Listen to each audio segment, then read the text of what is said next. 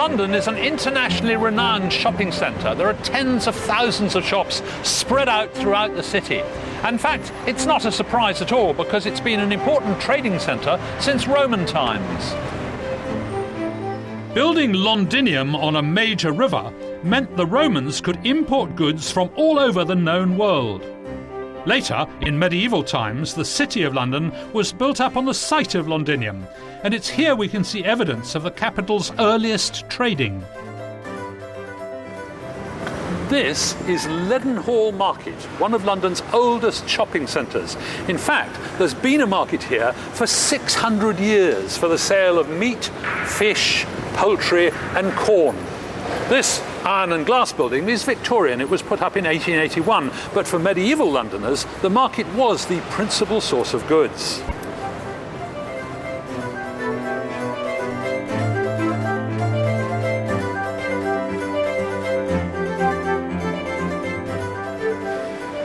Traders often set up stalls in the houses around the market and in the nearby streets, and these were the very first shops.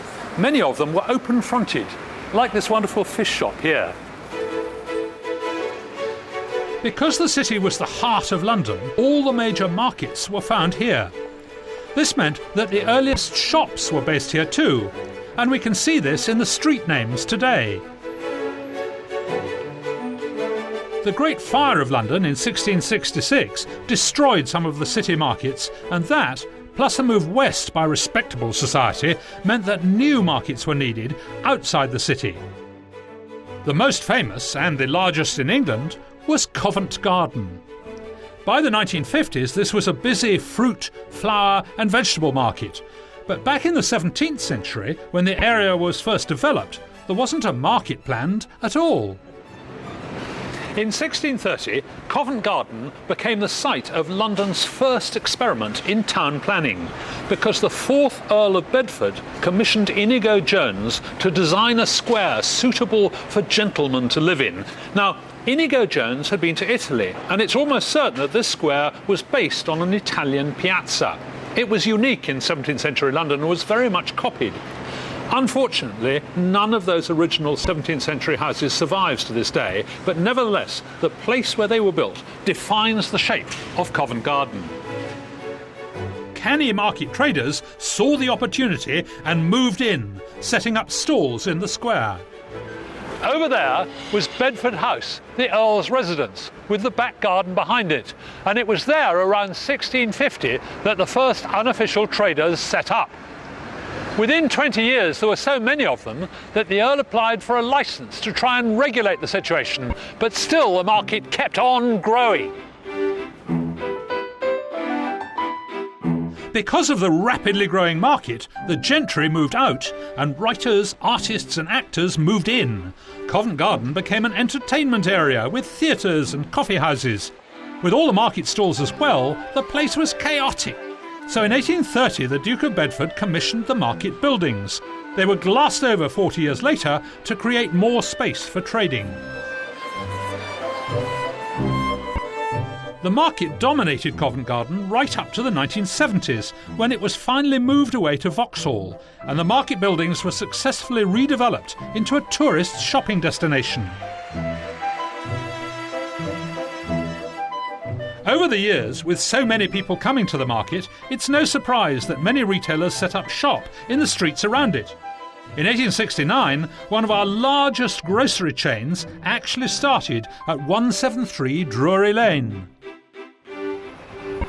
Enterprising shopkeepers have always set up in places where people could reach them easily, near markets, on busy thoroughfares, or just near important buildings. And that's why St James's was such a prime location. The shops of St James's have traditionally been associated with luxury, wealth and exclusivity. And this all started because retailers came to be near the court, which had moved to St James's Palace in 1698. And remarkably, one of those shops is still trading today, the wine merchants, Berry Brothers and Rudd. The shop was first opened as a grocery store by the widow Bourne in the 1690s. In the 1730s, the shop was rebuilt by widow-born son-in-law William Pickering, and it's more or less now as it was then. If he came in here now, he'd recognise the place, with a wonderful uneven wooden floor. Look at this. And outside, it's almost the same as it was then in the 18th century. Really remarkable. It was still a grocer's shop, and so this huge set of scales here is called the coffee mill, and they weighed not only the coffee, but also people, like this. Oh, thank goodness I'm not quite that heavy. From 1765, it became a fashionable pastime for the great and the good to come and get themselves weighed. And what's rather entertaining is that they wrote all the weights down in great ledgers. So here we have His Royal Highness the Duke of Cambridge, 1516 stone. He was quite well fed. Here we have Lord Byron, measured with boots but no hat on. I wonder what clothes he was wearing.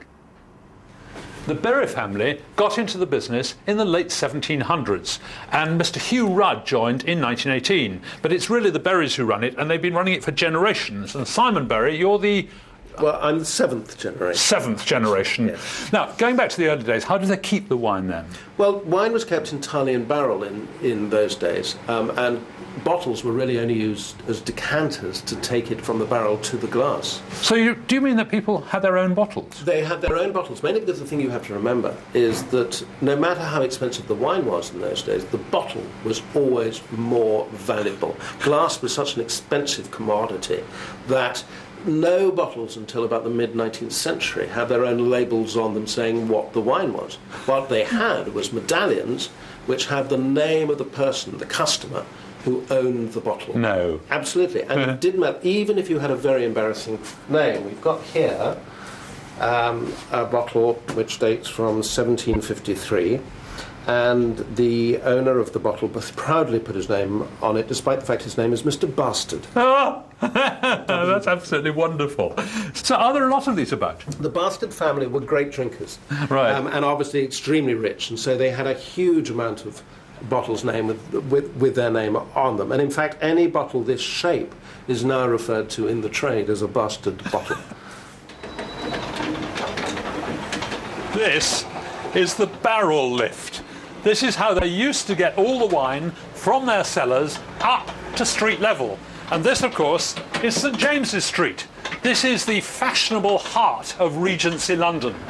And it was actually the Regency beau monde, the beautiful people at the apex of society, who brought about the next change in shopping history.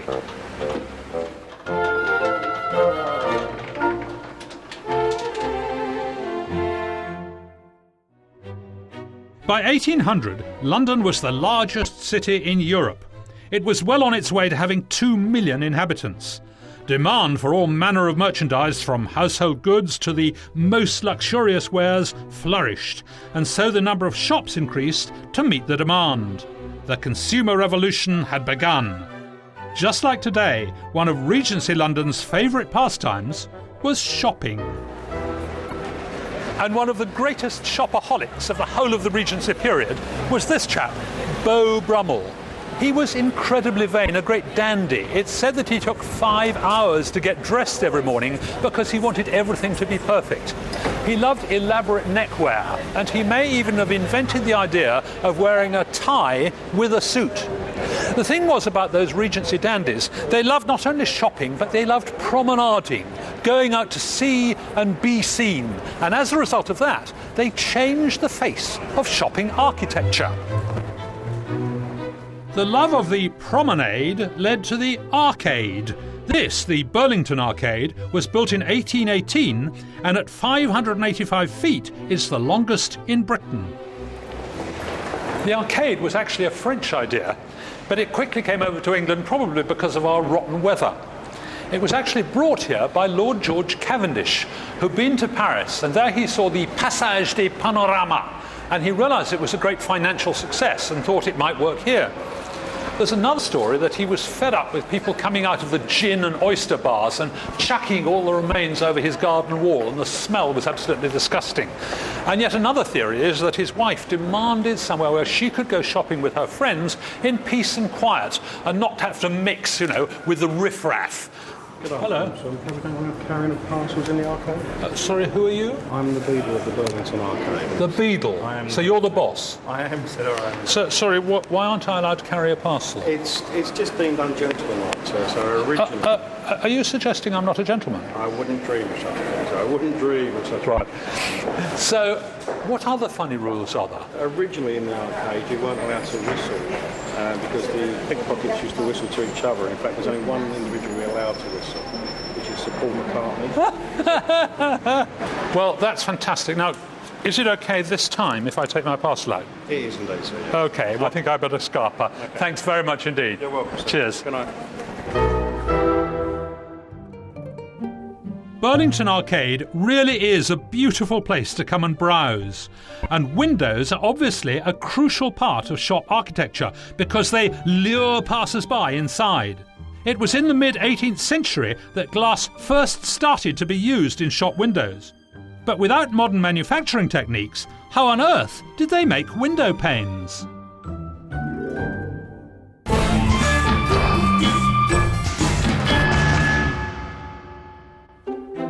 London's busy retail streets are packed with window shoppers. But up until the 18th century, most shops would have been open-fronted like stalls because window glass was so expensive. This shop here is one of the oldest surviving bow-fronted shops in London, built in 1754. It was originally a tobacconist, Freiburg and Treyer, and you'll notice that all the panes of glass are very small. Come over and have a look. Look at this pane of glass here. It's very wobbly and uneven. If I move about, I'm sort of distorted all over the place, and that's because it was handmade. How did they make the glass for those windows? Well, actually, what they were making was bits like this. And Lane here is going to try and show me how to make one. Wish me luck. The process for making crown glass was perfected by the French in the 14th century, but they kept it a secret for 300 years. Now that's what, over 1,000 degrees, I guess, is it? That's right, Right. Because the glass is blown into a hollow globe called a crown, the glass becomes thinner and clearer, and a much better quality than earlier methods produced. Lane let me have a go at blowing. When you blow gently and steady. Bring this up to your mouth and keep it turning all times. It's much harder than it looks. The next stage is to attach another hot iron. Yeah, it's great. Right. Right. Ah! I've broken it. Is that all right? That's what you're going to do. Oh, good. What are you doing now? Opening the hole up in the shape. Okay, that was where we blew the air in originally. That's right, yeah. So you're making it a little bit larger. So it's now roughly all the same thickness apart from the very centre. That's right. To create the flat disc, the secret is to spin the glass. Okay, and spin like mad. It's going slowly. Yeah! Okay, stop spinning. You stop spinning now, that won't move anymore. Really? Stop moving. To make those 18th century windows, they must have spun the glass to 3 times this size and then cut it into a grid to create the window panes. Thanks. New technology in glass production around the 1840s meant that shops could have much larger windows, which were used to display the increasingly wide range of goods that were being imported from Britain's vast Victorian empire. Then came mass production. Small shops, like grocers and drapers, began to expand the range of goods on offer. And some grew into the familiar department stores we know today. Perhaps the most famous of these, and probably the most famous shop in the world, is Harrods. Harrods is the largest store in London. It covers an astounding 4.5 acres. But it hasn't always been quite so magnificent. This department here, it's full of handbags and stuff, and it's known as the Room of Luxury. And what's really interesting about it is this ceiling. Look at this wonderful moulded plaster ceiling with all sorts of goddesses and cherubs and things. Now that ceiling is about the same size as the original Harrods shop, and indeed it's in about the same place. So this was the original Harrods shop. It's absolutely tiny.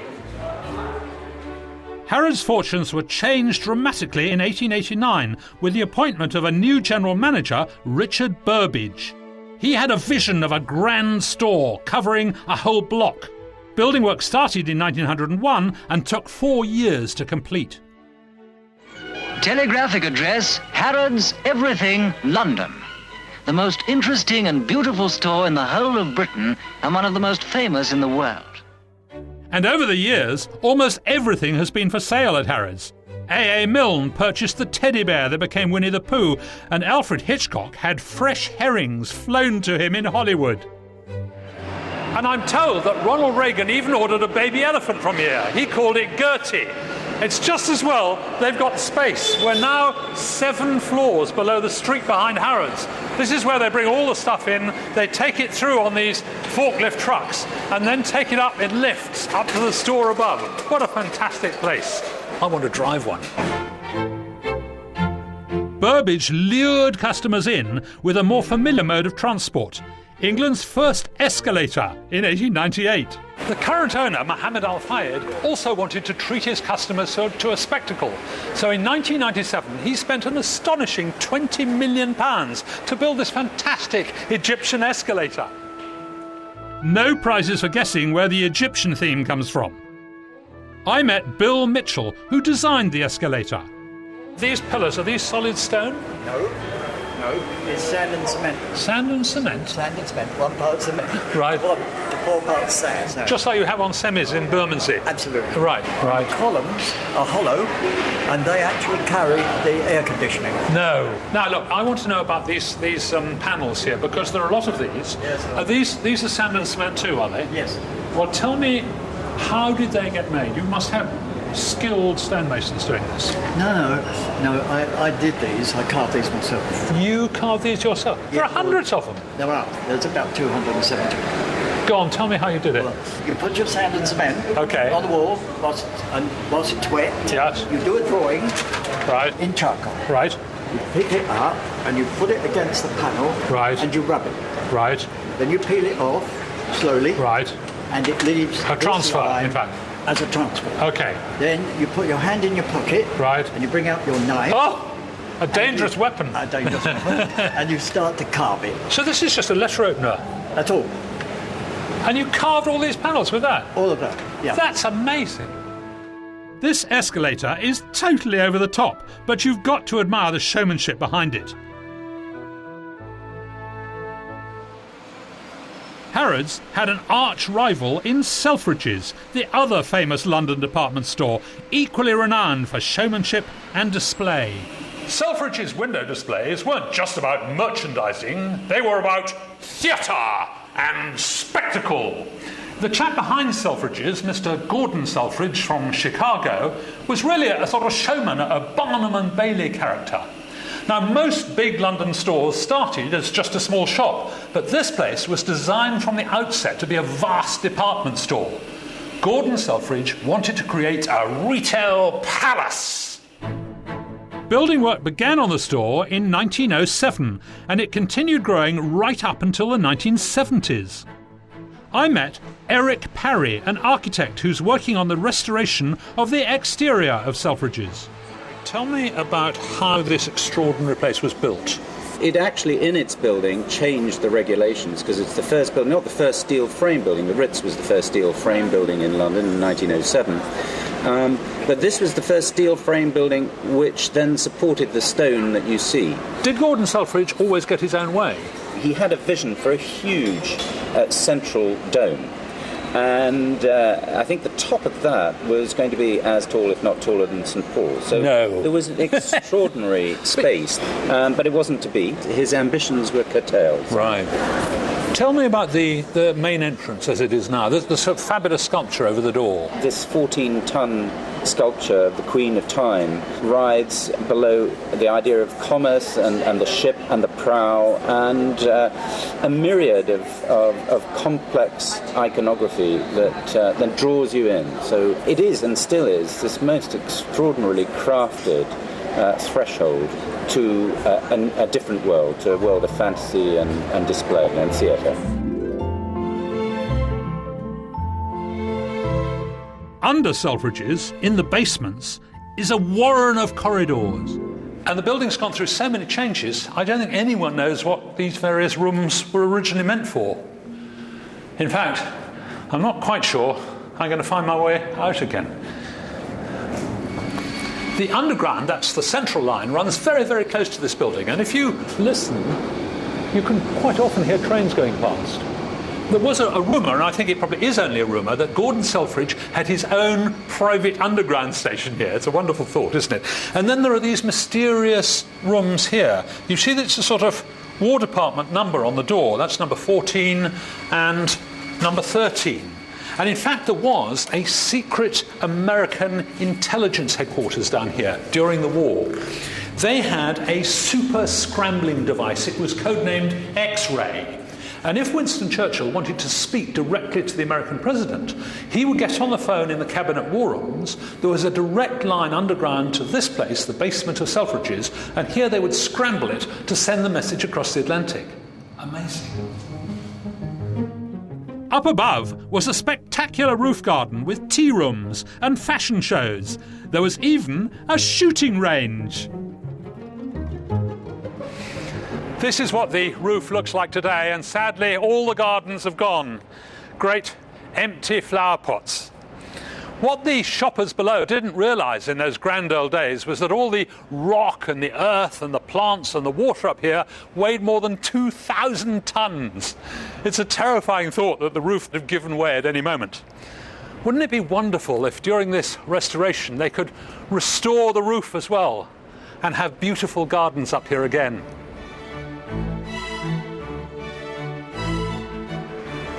I think it's most unlikely that anyone will build a new department store as grandly as Selfridges. Retailers simply don't have that much money.